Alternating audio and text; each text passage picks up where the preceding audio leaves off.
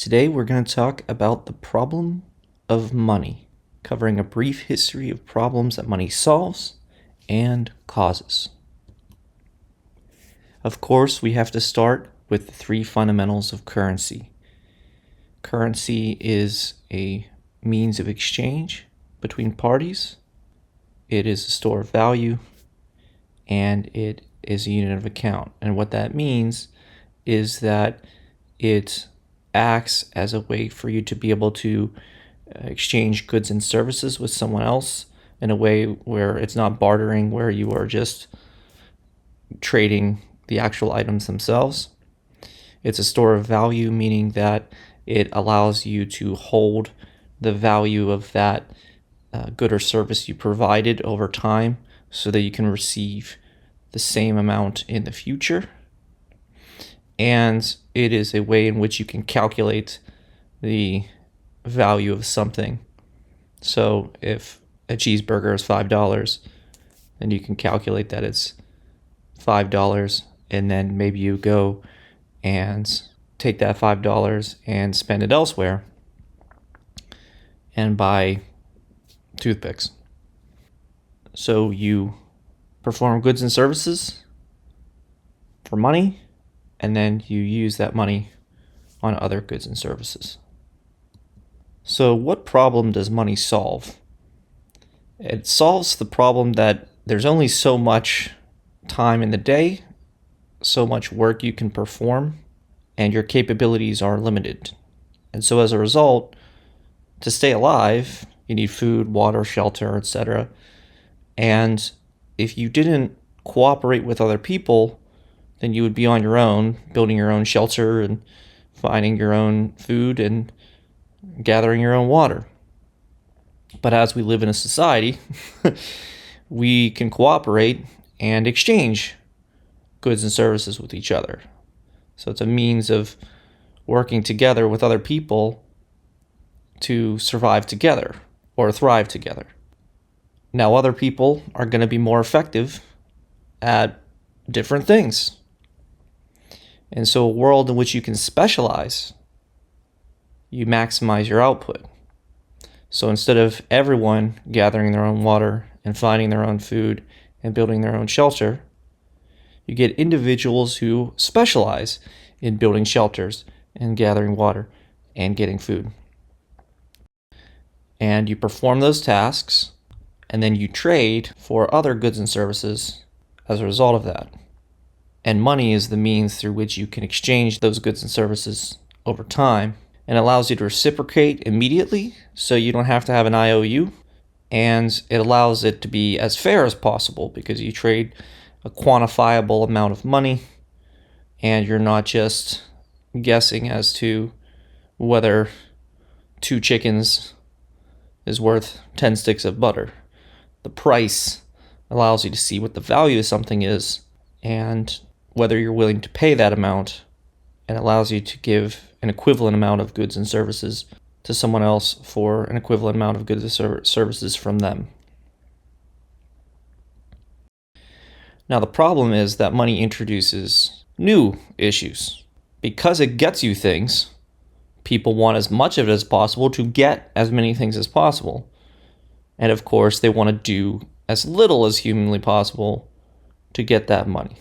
And so money has to be scarce and difficult to counterfeit for it to work as a medium of exchange. Because if it was infinite, then the price would be zero. It would be worth nothing in a scarce society. Of course, because it has value, people are willing to go so far as to steal it so they can get more goods and services without having to do that work.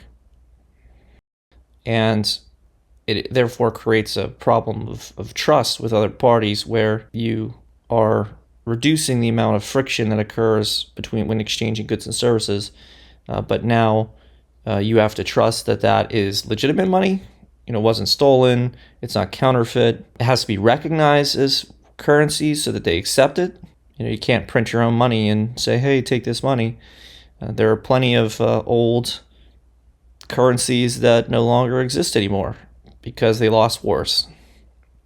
And so no one would accept them as currency anymore. And now, ironically, you use existing currency to purchase the old currency as a collectible. The biggest problem, arguably, is that the system that controls the money can do whatever they want with it, right? So if they print the money, they can print more. So there are plenty of risks that are involved with money, security, trust, problems that money introduces that therefore require solutions. So how do you solve the problem associated with money? Well, there are many solutions that have existed over time. You solve the problem by creating what they call hard money. Hard money is difficult to create or counterfeit. That's why gold is so popular, because you have to mine it and it's heavy and it's hard to move around and it's hard to steal. And most importantly, you can't reproduce it. You can't go grow it in the backyard. And so therefore, if you have gold, then you had to have obtained it somehow. There's also financial intermediaries. That's how exchanging hard money would occur, right? You wouldn't actually exchange the gold. You would have a piece of paper that symbolized or represented the gold, and you would give that piece of paper to someone else, and now they had the gold. And that way you didn't have to move it around yourself. They did that years ago in a society where they used large rocks to symbolize money and value that you provided. And so they would just reassign ownership of the rock through a ledger of some sort. And so that's how you're able to keep track of who has what credit coming to them in terms of goods or services that they could receive in exchange for that rock. Local communities had bank paper credit systems. This is before legal currencies that were established by governments. And then later on, governments created the modern currencies that are now legal tender. Central banks set federal funds rates and the money supply's growth rate, which ensured that only a certain amount of money would go into circulation at any given time. And then, of course, financial institutions protect your money and hold it and exchange numbers on a ledger, just like the old days of keeping track of whose rock was whose. But all those problems with money weren't necessarily solved. So governments collect a percentage of every transaction between two parties in the form of taxes. In some countries, they call that sales tax. In other countries, they call that VAT, value-added tax. Politicians can win elections by promising to give more money to people and take less money. But of course, that results in huge budget deficits and inflation. Financial institutions sometimes are required by law to approve riskier loans, thus increasing the risk of financial crises. We saw that with the 2008 financial crisis. People will blame that on greed, but people are no more or less greedy now than they were then. It's the idea that there was a law that required the approval of the riskier loans. So the financial institutions had to take on that risk. And then, of course, because they had to do that, they therefore buried the risk in the credit default swaps.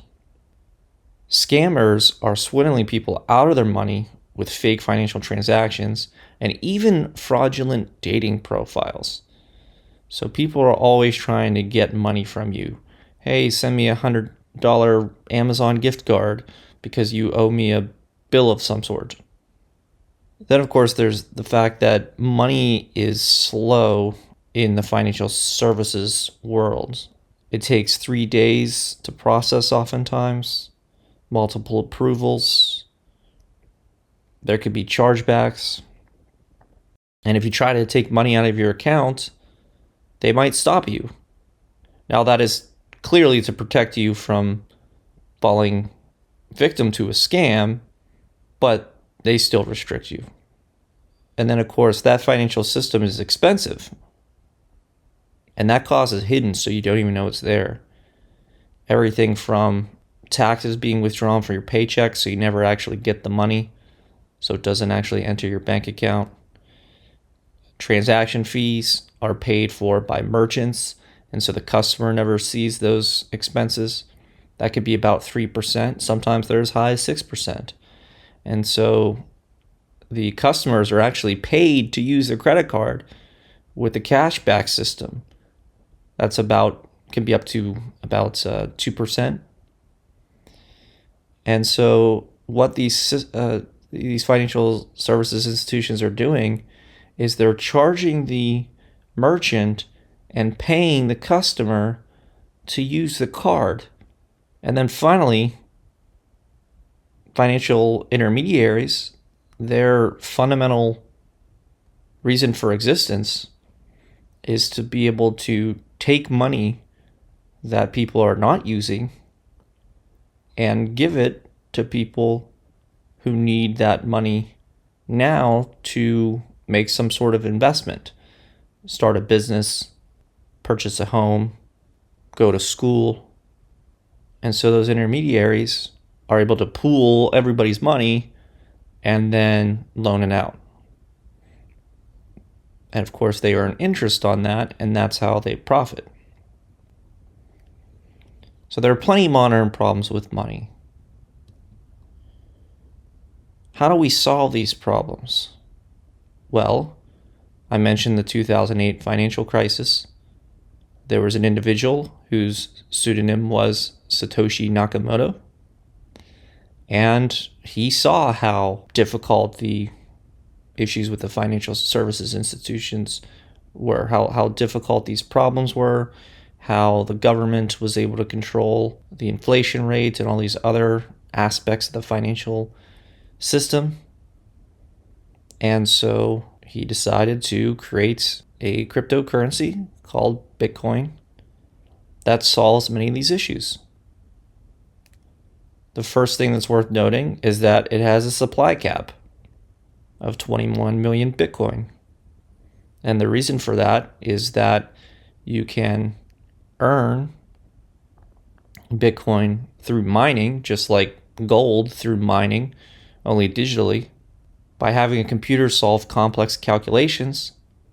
And what happens there is that you then win an award. And that happens typically about every 10 minutes, give or take. And so up until that 21 million supply cap, mining will earn rewards. Once it hits that cap, mining will be rewarded with transaction fees. Bitcoin has a public accounting system that eliminates counterfeiting as well as abuse from central authority. Specifically, all of the nodes in the network are all working toward winning the mining reward, and they are processing the transactions. And so, of course, a bad actor, in order to counterfeit, would have to have the majority of the nodes running and then put in fraudulent transactions. And that's what's known as a 51% attack, so that they can rewrite the blockchain. But as long as most nodes are good and they're acting honestly, then there will not be any issues with fraudulent transactions. It also solves the double spend problem. The double spending problem is known for the fact that you could, in any situation with a digital currency, spend money quickly twice, and then the network would have to figure out which transaction occurred. Because if you sent money to two parties and then the system would then accept one and reject the other, the problem is that second transaction, the recipient of that Bitcoin or the cryptocurrency would have probably traded a good or service for that currency, and so therefore would have been a victim of fraud. And so that's the big problem in any kind of currency system in this of this nature, cryptocurrency, that you would have an issue of double spending. Someone trying to work the system to get money for nothing. Additionally, the cost problem can be solved through Bitcoin because miners not only win for the mining reward, but they can also be rewarded for processing transactions. And as I mentioned, once the cap hits, that would be the sole source of income for those miners. Probably most importantly, though, it keeps money out of the hands of people who can use it to harm you, in the sense that a government or financial institution could control that money, print more, take risks with the value of your hard-earned work or value provided to others. And Bitcoin will never become insolvent because it is not a financial intermediary like a bank would be, where a bank holds your money and loans it out, and if everyone took their money out at once, the bank would not have enough money to give everyone because it's in the form of loans. Bitcoin is not in the form of loans unless you choose it to be. You could set up a loan with someone else. But Bitcoin itself, that ledger, says that you have Bitcoin, and that's it. And so by keeping your money in a digital wallet, a cryptocurrency wallet, you will never have a risk of that money not really being there. Obviously, you could give someone by accident your seed phrase or your private keys, but as long as it's not stolen in some way, shape, or form, it will be there. And there's no risk of Bitcoin as a system of storing records of who has what money where, to ever become insolvent in that way. There are still problems, though, unfortunately. It's not a flawless system. There are many issues to solve. The most famous one, of course, is the dreaded pump and dump. Because cryptocurrency is not the unit of account for any country, it varies in value, fluctuates in value, and therefore something that costs X today will cost X plus 2% tomorrow, possibly based on the price of that cryptocurrency. That's why a US dollar, for example, will always have an advantage in the country of the United States, or any country that would accept it as the primary unit of count, because those prices would typically not fluctuate. They could hold over time. Obviously, inflation raises those prices, but from one day to the next, it's usually not changing that quickly, at least not with modern governments that do not have a major spending or other problems with their system. And so you have these pump and dump scheme coins that can come out. The famous one, of course, most recently being the Hawk-Tuah girl, who was recruited by some people to put her name next to a meme coin that was hugely popular for a few minutes, and then it crashed because a few holders had most of the coin, and so once the price rose, they dumped it onto the market, reducing the price of the coin significantly and making, if I remember correctly, about $3 million for the holders. Then, of course, you can lose the crypto in other ways. As I mentioned, you can lose your seed phrase or your private keys. You could accidentally send money to the wrong address. Someone could scam you by creating a fake site and asking you for your seed phrase to log into something, or to use your seed phrase to confirm that your account is still valid. These are all real fraudulent schemes that exist out there, and they take money from people all the time. And that's not even counting regular schemes that now just use Bitcoin as the medium of theft, when they say, hey, you owe us money, or hey, I have compromising pictures of you, or I think one of them was, I've been monitoring your internet activity, and if you don't send me Bitcoin, I'm going to tell your community. What's interesting about the cryptocurrency world specifically is that there's something that's known as the blockchain trilemma. You can only get 2 out of 3 of these capabilities out of your blockchain, typically. It's scalability, decentralization, and security. And similarly to other trade-offs that exist in this world, things like, freedom and safety, right? The more free you are, the less safe you are. The more safe you are, the less free you are, generally speaking. These 3 items have trade-offs as well. So if you are secure and you're decentralized, it's difficult to be scalable. And that's the issue that Bitcoin has at the time of this recording, because it can only handle about 7 transactions per second because of its 1 megabyte block size limit. You can be secure and you can be scalable, but you are probably centralized. There are several examples of cryptocurrencies that are run by a company or other organization, and they control it, and so it can be very secure, and it is scalable because they can process at a high rate because they can set that and they can have the computing power for it, but they're not decentralized.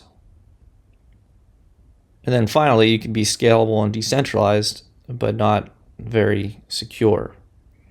And any cryptocurrency that uses the proof of work type system using Nakamoto consensus, you're going to run into that 51% attack problem, where if someone took over 51% or more of the mining hash rate, then they could start to create fraudulent transactions.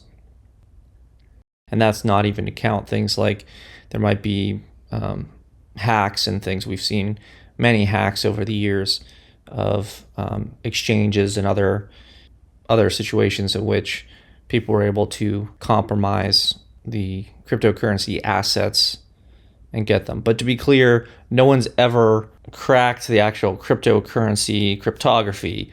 It's always been either through some sort of social engineering attack, or from the technology perspective, taking over the network or something of that nature. There's also the fact that even Nakamoto consensus, which is a lot better than other systems in many ways, still has an issue of it takes a while to confirm, because it doesn't actually solve the problem of like, is this a real transaction? Do I really have the money, or is it going to get reversed?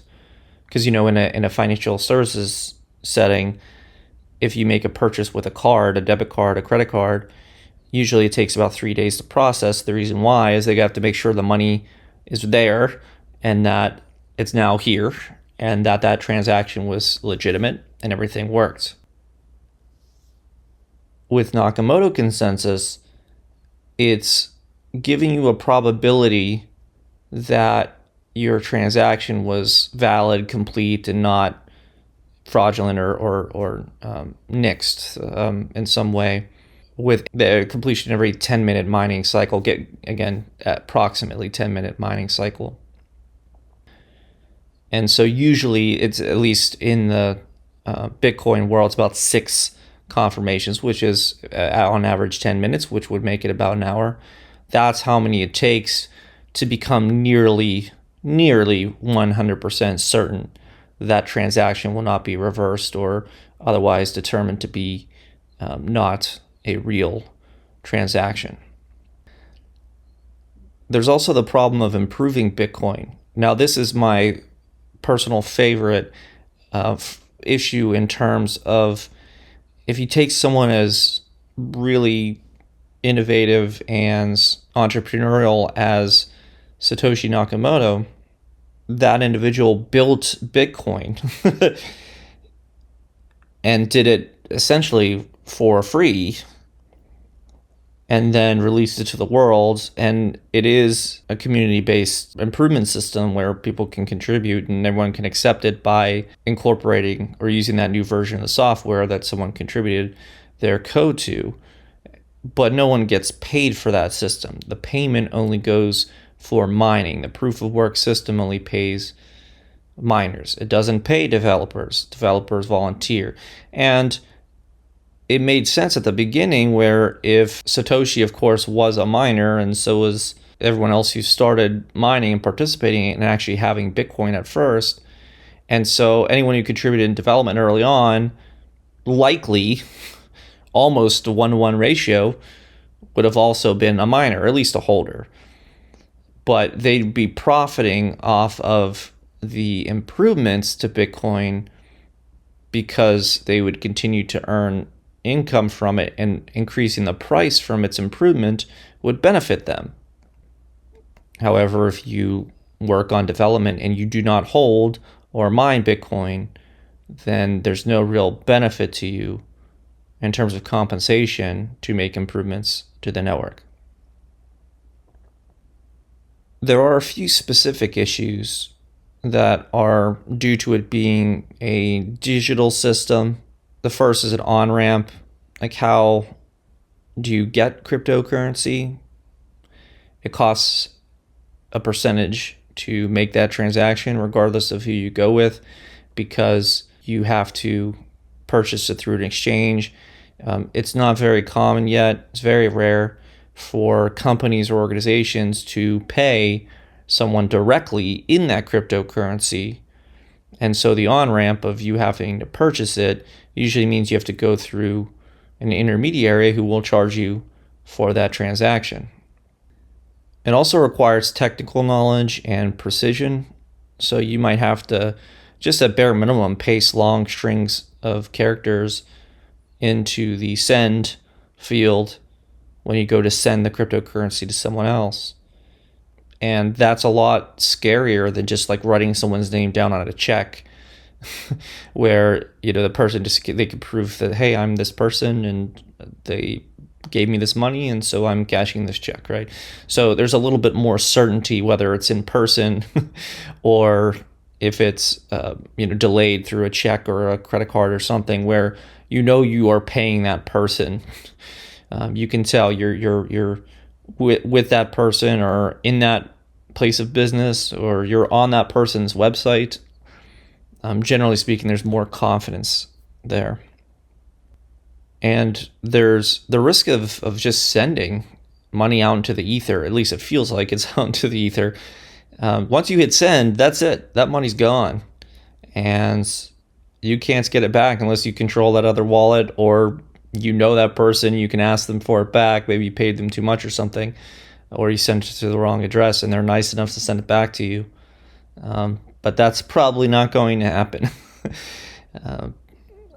especially if you're interacting with random people on the internet. I know personally, I've talked to folks who said that, whoops, I sent money to the wrong address because I had sent it to this other address previously, and I accidentally sent this new money to that same address. And because that person didn't know that other person was a social media-based reward game of some sort, that person, of course, never sent it back. Because why would that person? There's no reason to. They're anonymous, and they have money, and there's no need to give it back because they can't get arrested or anything like that. And as I mentioned before, crypto just doesn't have real-world acceptance yet.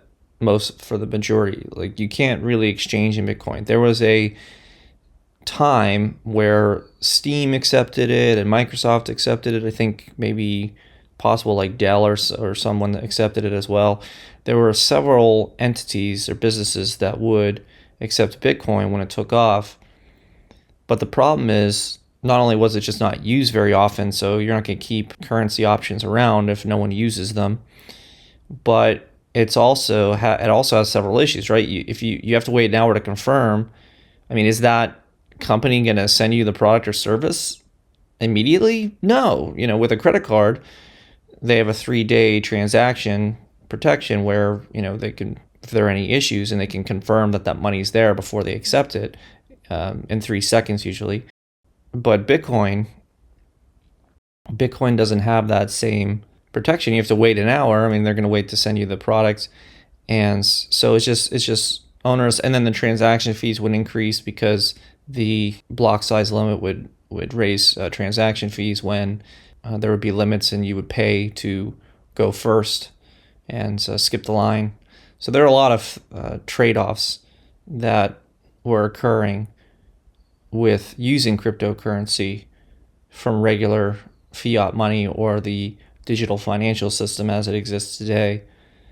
And so it's really not taken off as the medium exchange. It's definitely taken off as the store of value, of course, because the price has skyrocketed, although technically that's not a store of value. That's an increase of value. But at least it held its value over time, which is the point. And so it's worked pretty well for that. Yes, there have been ups and downs. It fluctuates a lot, so it's not a great day-to-day store of value in the sense that you couldn't, say, do like accounts payable and receivable with it. If you accept X today, X dollars today, and then you go to pay your suppliers and it costs you X dollars plus an extra 2% because the price fluctuated.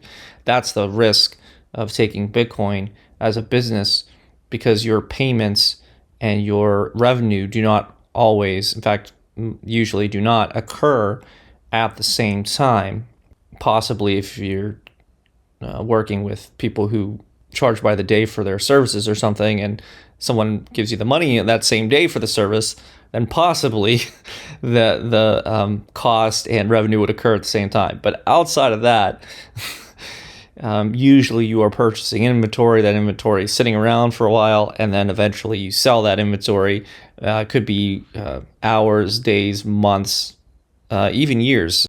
Jewelry is a good example of that, where you might purchase inventory and then have it purchased from you months or even years later. And so the value of the good or service in terms of Bitcoin could be very, very different from when you bought it. So there are plenty of issues to solve.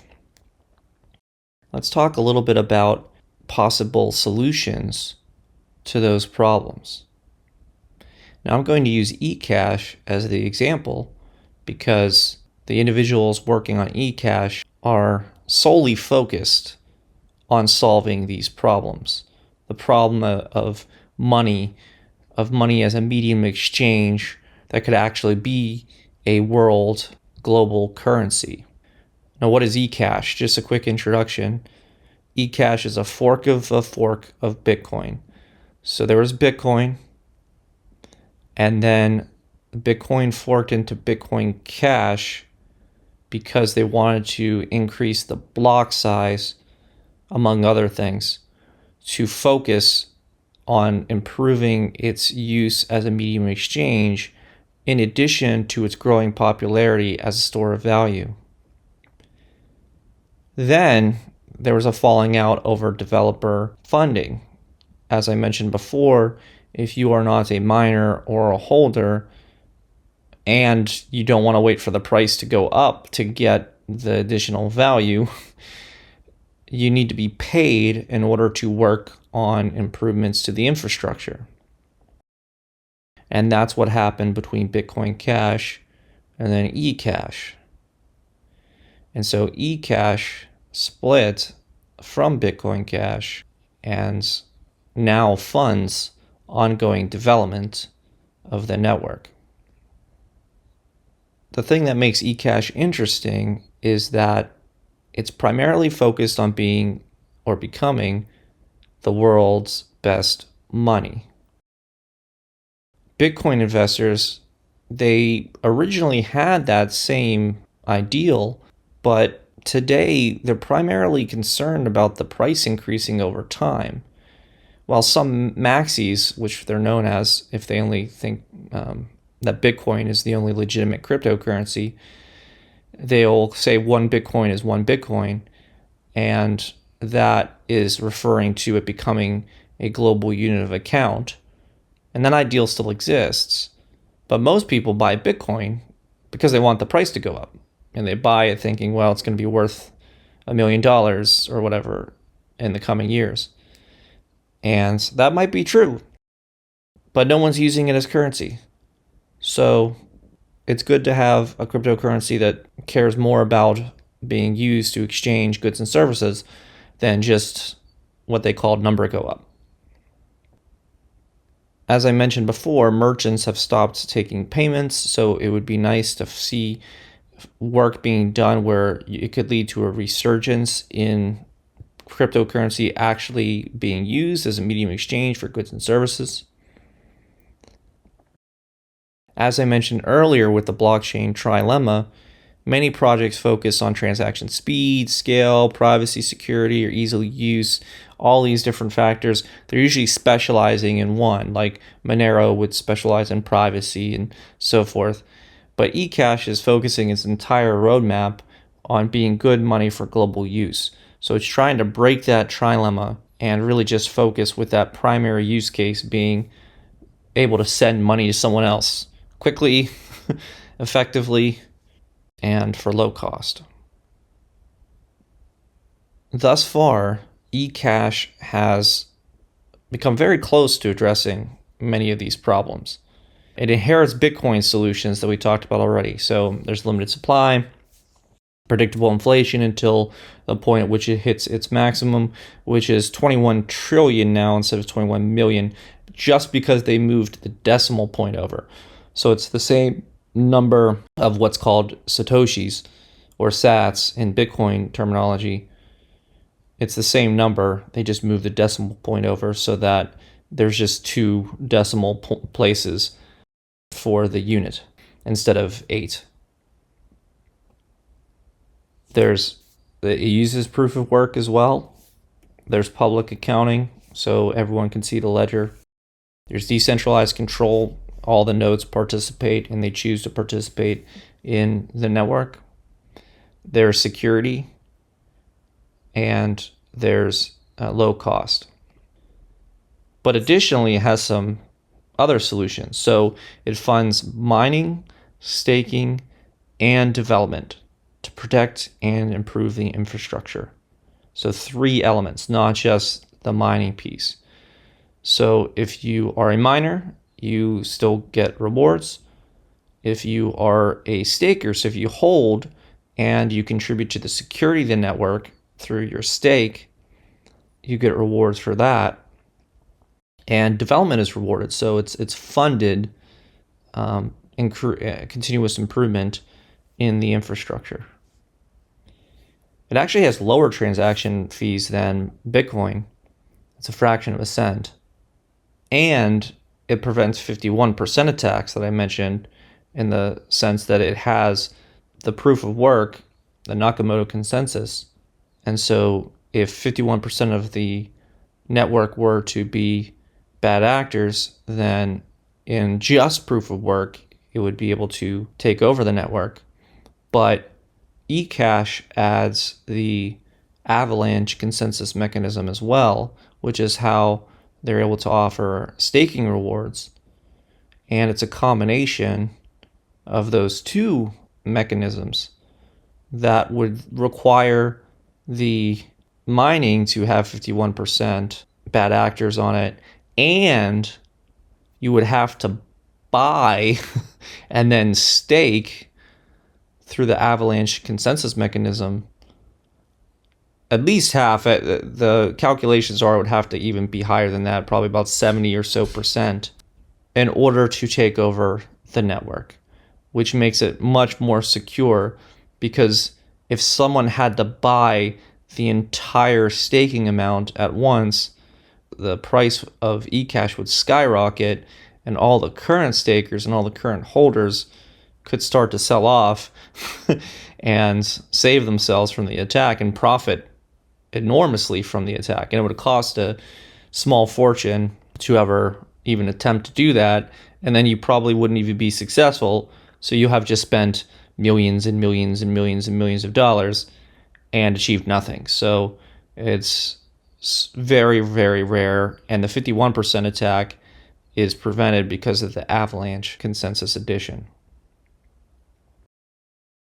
As I mentioned, it breaks the trilemma, so it allows for high speed, high scale, maintaining its decentralization, having that security. 3-second transaction confirmation times, that's the target. We're currently at 1 confirmation for that, which is about 10 minutes on average. But they're aiming for worldwide scale being up to millions of transactions per second, which is many times more than even the Visa and MasterCards of the world, who process transactions in about the thousands. But at the end of the day, it's really just making money exchange faster, easier, and more secure than any other form that's ever existed, including just handing someone money. Because you have to make change. You have to make sure, is this dollar bill legitimate, right? That slows down the process of handing money. It's not just here's money and you're done. You could, on eCash, with one of the eCash wallets, like CashTab, for example, you could pull it up. You can just scan the person's QR code, hit a button, and boom, they have the money out, and it's instantaneous. There's no counting. There's no change. There's no, is this legitimate money? It's there. And once what's known as pre-consensus is completed, it will only take 2-3 seconds for the transaction to be completely final. So there's absolutely no risk of that being undone in some way, shape, or form, because it'll be firmly in there and locked in. And again, that's faster than taking the money from someone's hand and putting it in your wallet. And there's no chance of you walking away and having someone pickpocket you right away and take it. So it's going to be better in just about every way against just about every other form of monetary exchange. However, that's still not done. That's still not the final state of money. Problems will still remain.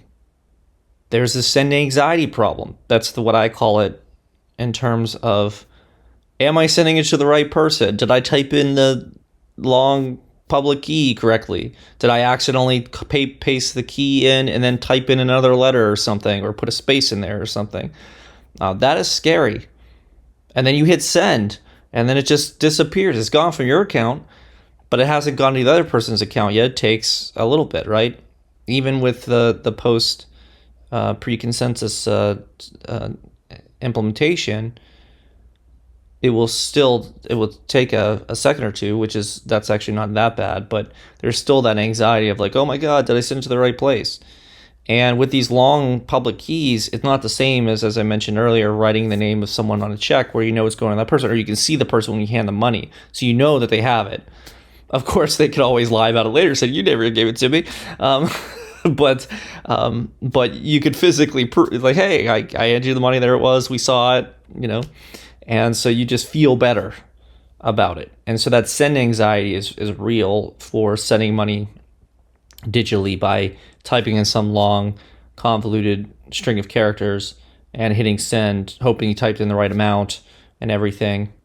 I know one time I was using a wallet and they allowed you to pick between the cryptocurrency and US dollars, and I accidentally typed in the US dollar amount but had it selected as the cryptocurrency amount, so I accidentally made a transaction that sold for one cryptocurrency, not $1. And to be clear, the amount of the cryptocurrency, the value of the cryptocurrency was a lot less than $1. And so I basically just sent money for free. And that was scary. Fortunately, I did send it to someone who was an honorable person, and they were able to exchange back the proper amount that I was supposed to be receiving instead of saying tough luck, right? They could have said that, and I was lucky. So sending anxiety is real, and the consequences of messing up are very, very real. So fortunately, most people are honest, but when it comes to the internet world, how honest are people going to be if they could be anonymous and get away with it scot-free? So that's always going to be an issue, and so the anxiety is real. There's the on-ramp, off-ramp problem. Fiat is currently king. Everyone pays for it in that. They store it for that. It's a unit of account for everything. And so you always have to convert from and to that currency right now. There's no ways, if you can't pay in that currency and no one will pay you in that currency, then there has to be an on-ramp and an off-ramp. Until that is solved, then it will always be a problem. Until like you could go to your place of employment and they can ask you what money you would prefer to be paid in, then until that's a common thing, you're always going to have that problem. There's the privacy problem. Transactions are recorded for eternity, so you can see what happened all the way back to the beginning. There are some cryptocurrencies that aren't that public ledger based in that way, so that's not every single one, but for the ones that you trust in terms of auditability and you can prove what happened and things of that nature, so that you know that there's no magic money being created out of thin air like with inflation, there's always going to be that privacy thing, unless you have something like a Monero where you're able to keep the ledger or the transaction information in a way that's auditable, but then you're able to hide who is sending money to whom and things like that, so, or at least obfuscate it, so you don't know, you can't like target specific individuals and specific transactions to see what happened. Now I know people say, hey, that's will protect money laundering and terrorism and all that other stuff, and that is technically true, but at the same time, all power can be used for good or evil, and so you can also say, hey, that person gave money to a political party I don't like, and so don't do business with that person ever again. See, I can prove it. Here's the trail, and maybe you don't want, or maybe you want to make an anonymous donation to a charity or something. Like those are all examples. Or maybe you want to buy something for someone's birthday and they don't know about it, right? Like those are all examples of reasons why you might not want someone to know about your purchases, right? Or maybe you're hiding your sexuality or something and you're making purchases that involve that, and so you want to keep that secret, right? These are all examples of legitimate privacy concerns that you wouldn't want to be violated. There's the chicken or egg problem of acceptance. This is hard, right? No one takes cryptocurrency because no one has it, and no one has it because no one takes it, or at least no one uses it, I should say. No one uses the cryptocurrency for actual transactions because no one takes it. And then if no one uses it, then why would I take it, right? So it's a chicken or egg problem. So I have to figure out how to break through that. We saw it before, so it could happen again with the Steam and Microsoft and so forth accepting Bitcoin. So it's not the end of the world. It's not impossible to break that, but something has to give. Someone has to start. And so using it is a great way to then get people to start taking it. Or convincing some people to take it could be the first step in getting more people to use it. My favorite example for eCash is it was a utility company allowed payments in eCash, which is a lot of fun because it's like, hey, you can pay your utility bill. And it's great for example, countries with a high inflation rate. They could take something that has, it's volatile, but at least it's not as volatile as like 1,000% inflation. So there are some solutions that, or situations in which you could break through that acceptance barrier. My personal favorite is the fact that if transactions via credit cards cost 3 to 6%, then there's nothing stopping you from making an argument that, hey, you can save 3 to 6% on your transactions if you just take crypto instead of using credit cards. So, and there's also the chargeback problem where, again, 3 days, maybe that person will try to charge back. It's not your money yet. And so you have that risk. So those are examples of ways to make inroads on the problem of acceptance. There is the investment problem, as I like to call it, in terms of the fact that since it's not a unit of account, it's not really a currency in the sense that you can't exchange it for anything, and no one calculates things in that price. They calculate it in the fiat currency price. And so you would then think of it as an investment and not think of it as money that you spend. It's one of the reasons why Bitcoin isn't taking off as a medium of exchange, because if you expect the price to skyrocket, then why would you ever get rid of it and or spend it? And the answer is, well, you probably wouldn't, right? You'd keep your savings in it, you'd wait, and then you'd only sell it when you need the actual fiat currency to spend on things. And so that's a little bit of an issue. It's not as big because as long as people took it, you could actually just keep all your money in Bitcoin or eCash or whatever, because then that way, if it went up, great. If you had to spend it, great. It didn't matter. If you had all your money was Bitcoin, that would not really be an issue. It's the perception that it's seen as an investment that's especially with gambling and things like the price goes up, price goes down. If it weren't seen as a speculative asset, the fluctuation, the volatility would go down likely over time if people just saw it as something more stable. There is the long-term funding problem that if you fund proof of work crypto with inflation from through mining rewards, that's nice, but then eventually if you have a hard cap, then that funding stops. And so all the funding goes to transaction fees. And just to be frank, if that happens tomorrow, that would be catastrophic for nearly every cryptocurrency that exists, at least all of them that have some sort of reward-based system. Because if these folks are not getting paid, then they're not going to mine. And if you don't mine, you don't have nodes.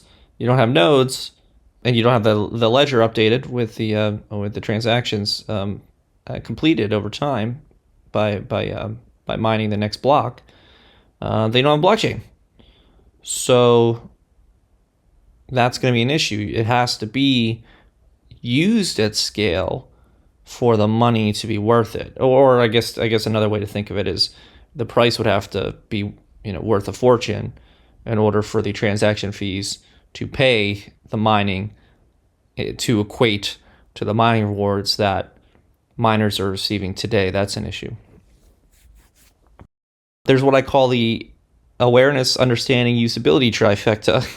It's the idea that first you have to know about it. And again, most people think it's just some speculative asset or some funny digital money that's not real.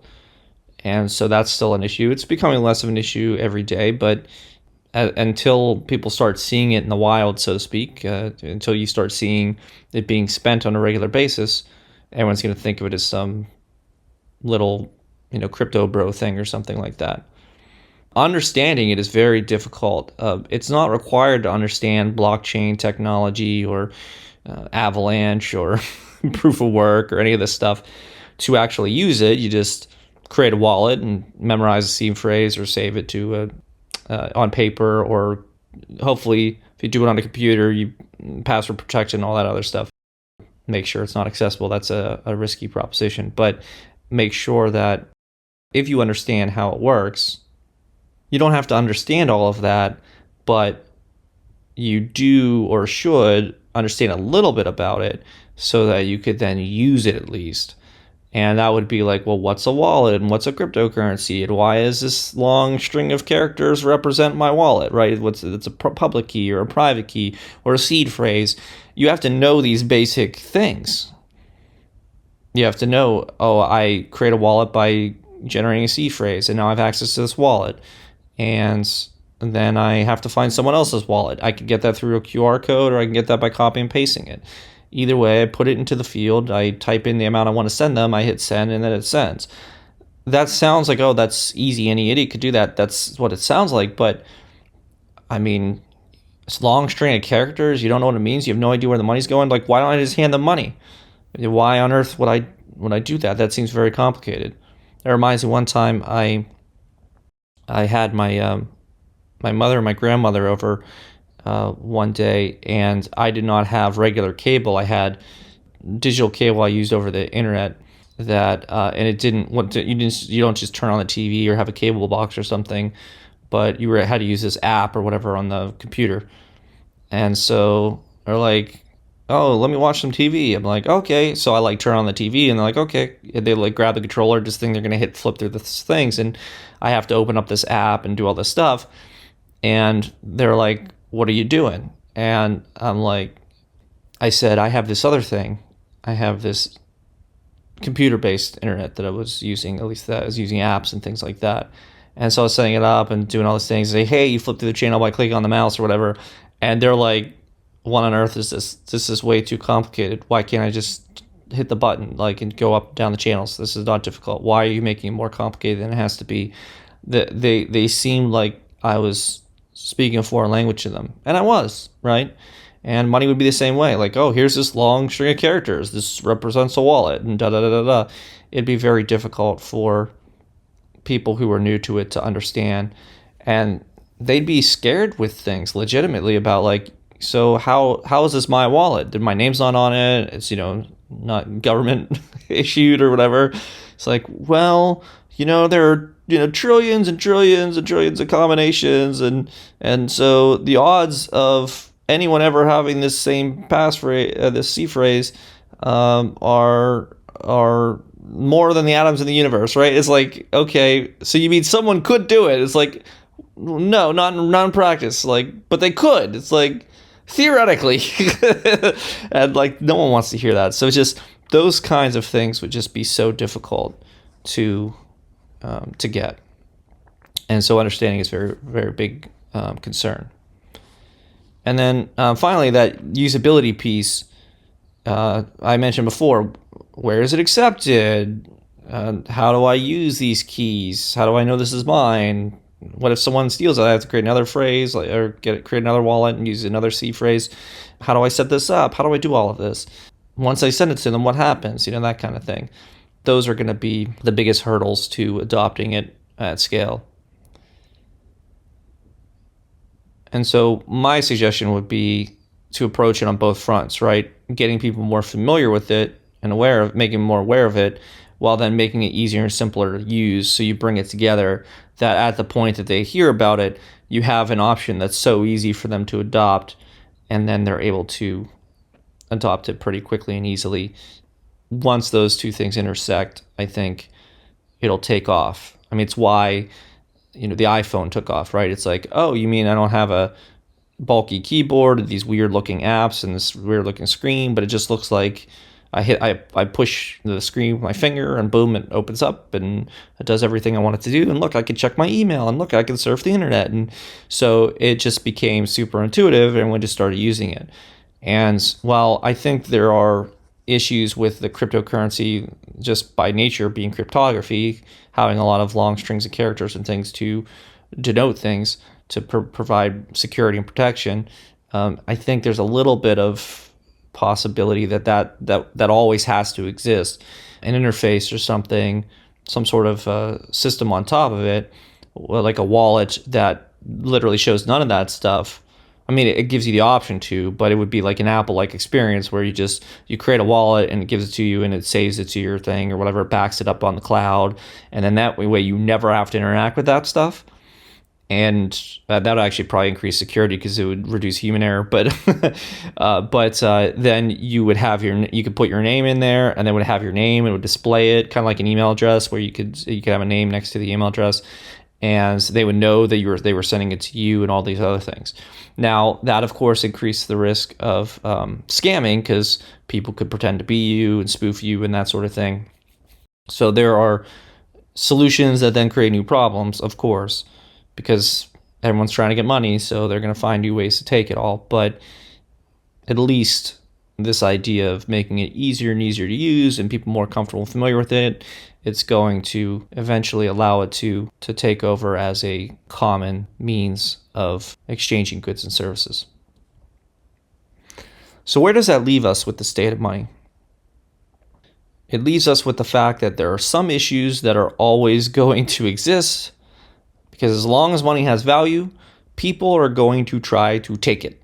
Scamming, stealing, taxes, inflation, that stuff will always exist to some extent.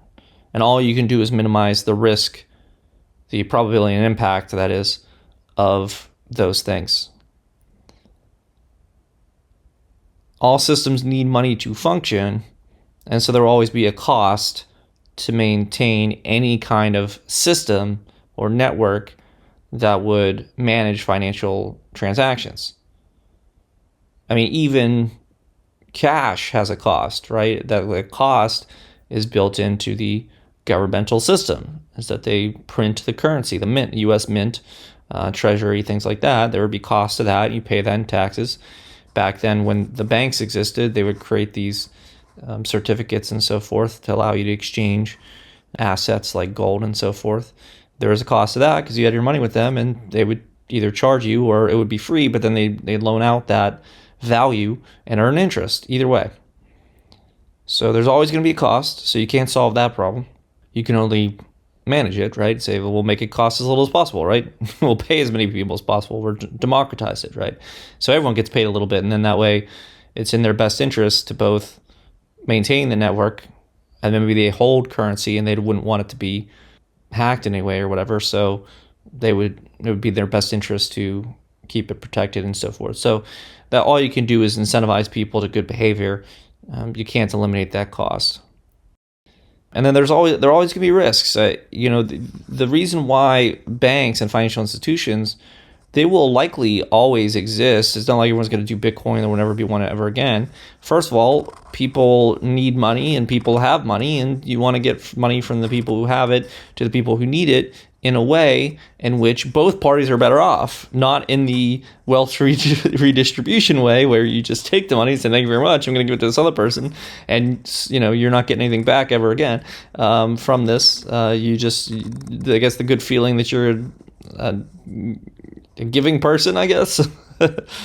But so there's always going to be an issue with financial services institutions where someone has your money, it's custodial risk.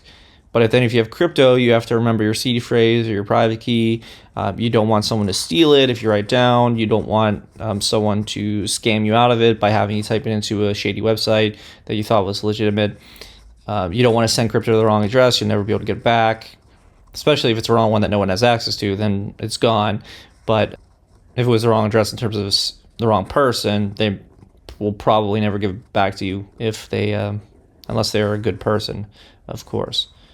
And so there's always going to be risks, right? And I firmly believe, personally, that a lot of people aren't willing to take on the responsibility associated with the freedom of a cryptocurrency-like system, because there's risk of typing in the wrong address or sending it to the wrong address or putting the wrong amount in or whatever, and then that is permanent, a mistake that becomes permanent instantaneously. And those consequences are that whatever you were spending that money on, the person you were trying to exchange goods and services with for that money, they didn't get the money, so they're not going to give you the good or service, and so that's gone forever. I think people truly like the safety and security that comes with a financial institution. That means like no one's going to take your money, and in addition, if you accidentally send it to the wrong person or whatever, then you can be reimbursed. Or if someone scams you can be reimbursed. Or if you don't even like the service, you can be reimbursed, because you can use the financial institution to go to bat for you and say, hey, actually, that wasn't a legitimate transaction. So I think that there's always going to be people who prefer that side of the equation. And so it's possible that if you want to get those people, you would have to create the equivalent for cryptocurrency. And I know that defeats the purpose of getting out of the financial system as it exists today, but the reason why you're trying to get out of that system is because of all of its flaws, like being able to print money. They can track everything you do. They won't let you make exchanges, make certain transactions and things of that nature. They can track it, all that other stuff. But you can fight some of them and accept the others, right? So you can say, well, I know that my main issue is that I don't want my currency to be devalued through inflation. And so I'm going to go with this other currency that doesn't have that. But I'm willing to accept the fact that if I keep my money with a financial intermediary, they will be able to reverse that transaction if I'm exchanging with a party who is also using an account on that financial intermediary, and they can credit back and forth the amounts by themselves, which would be off the chain. They could do that, and that would give you the benefit of no inflation while getting the benefit of the safety and security of a transaction being reversible or things like that. Or if you forget your password, they'll, if they can prove that you're you, they'll give you access to your account again. Those are features. Those are features that do matter to people, and so there will be parts of the financial system that people would wish to retain, and I don't think it's right to insult someone for saying, "Oh, if you want that kind of stuff, just don't be in crypto because you shouldn't just put the new system on, or infect the new system with the old system." There are pros for that, unless you're talking about duplicating the entire thing, where the government creates its own cryptocurrency and then inflates it. You're never going to get the exact same risks of the old system by when the new system is solving for those challenges. You're just choosing to mitigate certain risks by adding features that replicate the safety and security that the financial institutions provide. Even loaning. I mean, you want to be able to put your money somewhere where someone could then loan out that money to someone who wants to buy a home. That's a good thing. I mean, no one is able to buy a home because they can't get a loan. That would be catastrophic to the world. And so probably still want to have financial intermediaries, people who can take on the risk of loaning money to people, take on the responsibility of only loaning money to people who can pay it back. I mean, do you want to be responsible for that? Well, at scale, of course not. Maybe you individually might, but not at scale. So these are issues that will always exist, and all you can do is try to improve the system little by little and every day in every way that you can control. So the final piece is, since all these problems exist and many of them may always exist, should we be optimistic or pessimistic about solving this? I choose to be optimistic. And of course, the main reason for that is that why choose to be pessimistic when you can choose to be optimistic and actually be part of the solution, try to help get to that better future and try to solve the problems that exist today. I mean, even if it's just me recording this video and helping people get a better understanding of money and the challenges that exist and how crypto is trying to solve it, Bitcoin and eCash, even if that's all I'm doing, it's something, right? It's getting people to be familiar with it so more people might use it. Maybe it takes off. Does that benefit me? Of course, because I hold some cryptocurrency. So of course it would benefit me if the price went up. But that might take a long time, and that's not the point. The point is that we have a better monetary system that people all over the world are able to track, to transact instantaneously, that people aren't at the mercy of their government printing money in an unlimited fashion and them losing the value of their labor in months or years. We don't want that to happen. These are things that we could solve for. And so I choose to be optimistic because I choose to believe that the mission of better money is noble, that trying to make the system better is noble through trying to address these issues in ways that are not just superior intellectually because they're better systems, right? They work better, or pragmatically might be a better word for that, but that they also are arguably better ethically, right? In terms of because they lead to better outcomes for everybody or as many people as possible, and so that makes it a good thing to strive to do. Now, personally, this is my personal experience with money. So, I mean, I was obviously frustrated, like everyone else was, with different elements of money. Like, why won't my taxi cab take credit cards? It's because they got charged 3 to 6%, and they didn't get paid. Back when I was doing that often, I'd hear that they wouldn't get paid for like 2 weeks. But if they had cash in hand, they get it instantaneously. So what would they do? And again, we're talking about, I'm not going to talk about whether something is ethical or not, but I will give situations that you may or may not think are ethical. The taxi driver would pretend that their credit card machine wasn't working. Oh, it's broken. Oh, man. Do you have cash? I'll drive you by an ATM. You can take out some money. Not caring if the ATM charge the customer a fee or whatever, right? Put that fee on the customer, right? And the reason why they're pretending that it's broken is so they can get the extra 6%, right? And they can get the money immediately. So they're putting the cost and time onto the customer instead of themselves by pretending the credit card machine was broken. And so that's the kind of stuff. It's just little things like that are nerve-wracking, right? Having a currency that the government can inflate and just, oh, sorry, your money's worth 10% this year than it was last year. If you had money in your wallet, them's the breaks, right? That's weird. It forces people to then put their money in risky investments to keep up with inflation, to have the benefits of the greater value of their money, their earned money, by putting it into stocks. And yeah, fortunately, we have exchange traded funds now, and they're as predictable and consistent as you can get. But years and years and years and years ago, there were transaction fees, and you didn't have those. You had to like invest in each stock or whatever.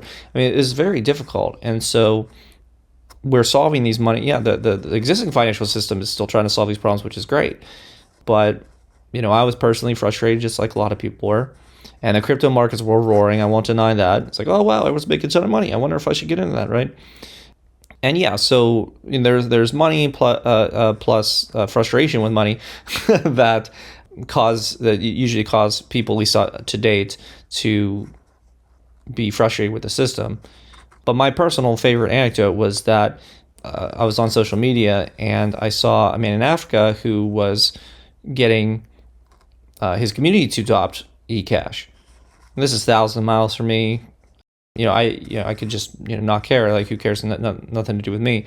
But what I loved about it was that he was getting the entire area to accept it, and then that way they could trade with each other, and that they could all use the cryptocurrency, so inflation wouldn't affect them, and they could change things quickly. And it all just hit me at once that, what is this really about? What is cryptocurrency really about? And I just came up with a laundry list of things that I saw all at once about how important this actually is. And it's not just, oh, number go up or whatever, or hey, I can send you money digitally, isn't that cool? Or oh, I save 3% because that's silly. None of that stuff. It was people live in countries with massive inflation who have to work their entire lives and can't stop because their money would be worth nothing and they'd have to continue to work to earn more money to pay for stuff. They would be able to hold a currency that the government could not devalue. People who live in dangerous areas would not have to hold physical currency that could be lost in a disaster or stolen.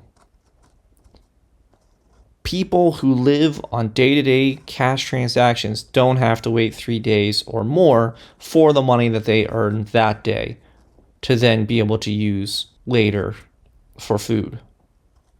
And that's what happens with things like credit card purchases. businesses would be 3 to 6% more profitable if they didn't have to pay these transaction fees. It would be much harder to steal. You couldn't just rip money out of the cash register. You wouldn't have to go to the bank every day to put the money in. And there would be a lot less accounting.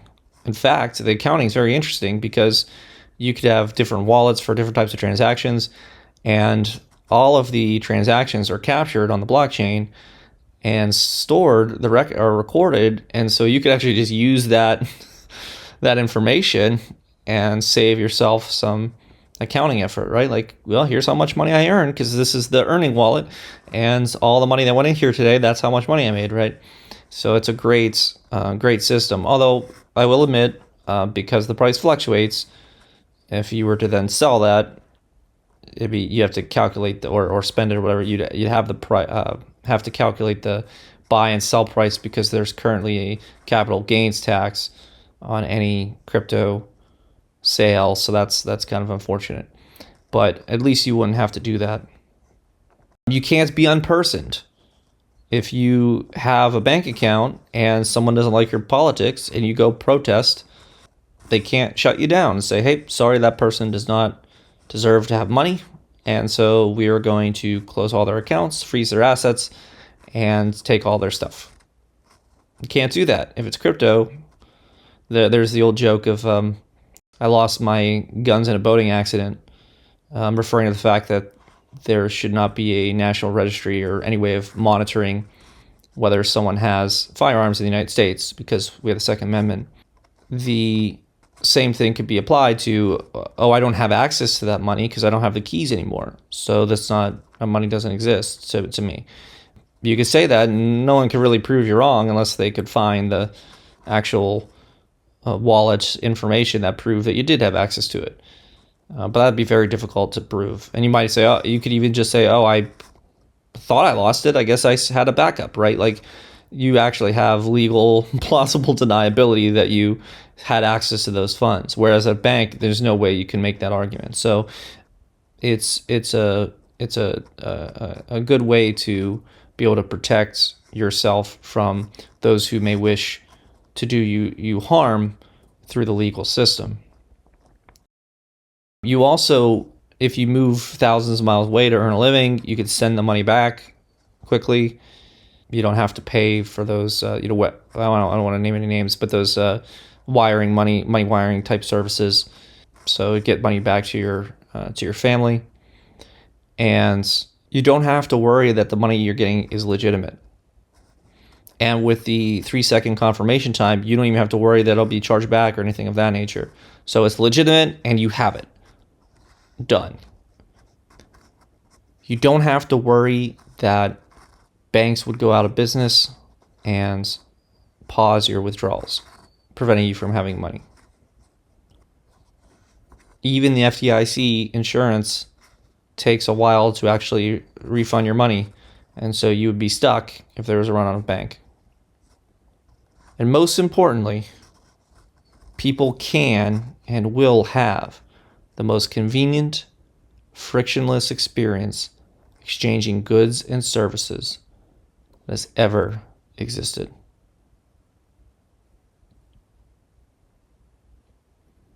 In conclusion, the goal of this video today is to discuss the ongoing mission of solving money.